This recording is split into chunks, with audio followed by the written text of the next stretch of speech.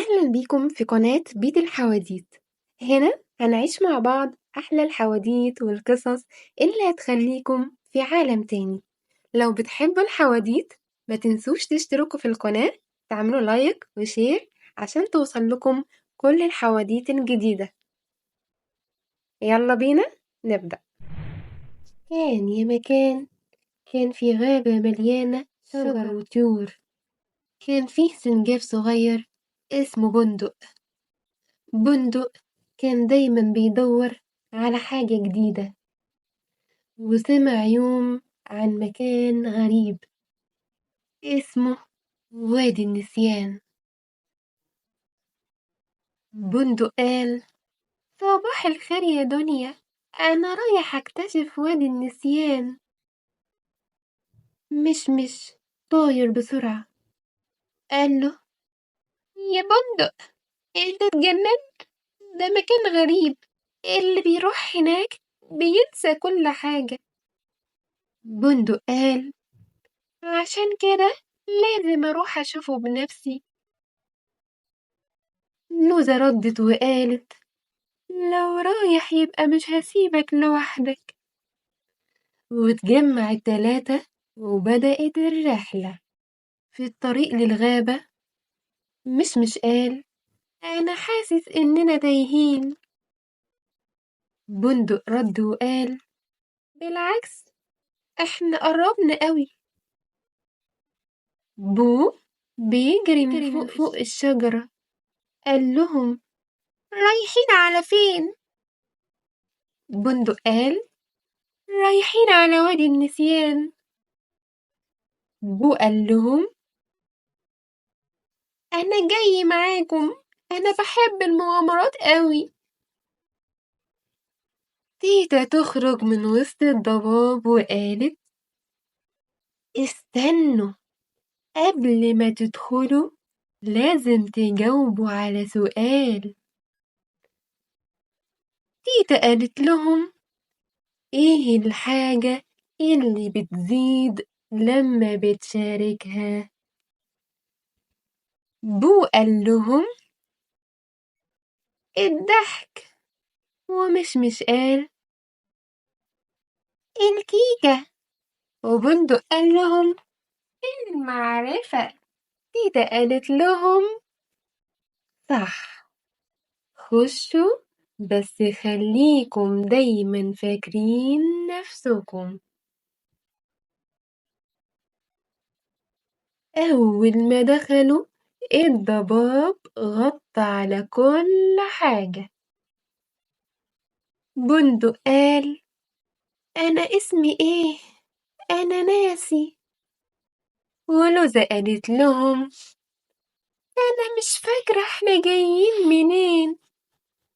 حزقة قال: أنا نسيت، أنا ضفدعة ولا سلحفة. وهنا طلع فلفل وقال: أهلا بيكم في وادي النسيان، أنا فلفل ودي أرضي. بندق قال له: ساعدنا نفتكر. وفلفل رد وقال: بس لما تلعبوا معايا لعبة، لو كسبتوني هرجع لكم ذكرياتكم. فلفل بقى قال لهم ايه؟ اللعبة الأولى المتاهة، لو عرفتوا تطلعوا منها تكسبوا أول تذكرة للذكرى. كلهم دخلوا مع بعض المتاهة، ولوزة بتبقى ماشية معاهم أول الطريق. لوزة قالت: خدوا شمال. لأ، يمين. لأ لأ لأ، أنا نسيت. بو رد وقال: أنا طلعت لفوق وبصيت، الطريق هنا، تعالوا. كلهم جريوا وخرجوا من المتاهة. فلفل رد وقال: ممتاز، لكن لسه قدامكوا لعبتين. اللعبة التانية لعبة المشاعر، كل واحد يقول حاجة حصلت له وخلته يحس بحاجة قوية. مش رد وقال: أنا كنت خايف قوي لما طرت لأول مرة. وبندق قال: أنا كنت فرحان قوي أول ما ساعدت سلحفاة صغيرة تعدي النهر. فلفل قال لهم: كويس، اللعبة الأخيرة التعاون، لازم توصلوا حجر كبير لمكانه. وبيتعاونوا كلهم ويسحبوا الحجر سوا وبيغنوا أغنية بسيطة مع بعض. احنا الفريق اللي مفيش زيه، نحب نساعد نحب نحير، لو في حجر او حتى جبال بنتعاون دايما ونعدي الحال. ايد في ايد يا صحاب، نقدر نحرك اصعب باب، لوحدنا صعب كتير، مع بعضنا نطير نطير.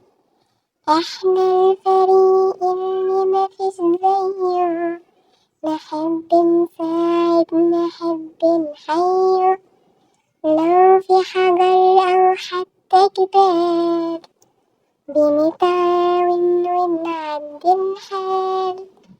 بندق شد الحبل قوي، ولوزة تزق تقول يلا، مش يغني وهو يطير، وحزوقة تكح وتضحك كتير. احنا الفريق اللي مفيش زيه، نحب نساعد نحب نحير. وبيعدوا الصحاب مع بعض الصعاب، ومحدش فيهم ساب التاني. غير فلفل قال: أنا أنا عمري ما حد قال لي كلمة حلوة ولا لعب معايا. بندق قال له: طيب تعالى يلا العب معانا. فلفل قال له: أنا. بو رد وقال: طبعا طبعا، المغامرة الجاية من غيرك مش هتبقى حلوة. وبعد كده الضباب بيختفي من الوادي وبيتحول لغابة جميلة بالألوان. تيتا السلحفاة قالت لهم: اللي بيرجع الذكريات هو الحب والصحبة الحلوة. ورجع بندق وأصحابه وفلفل كمان، وكل واحد فيهم رجع بحاجة جديدة.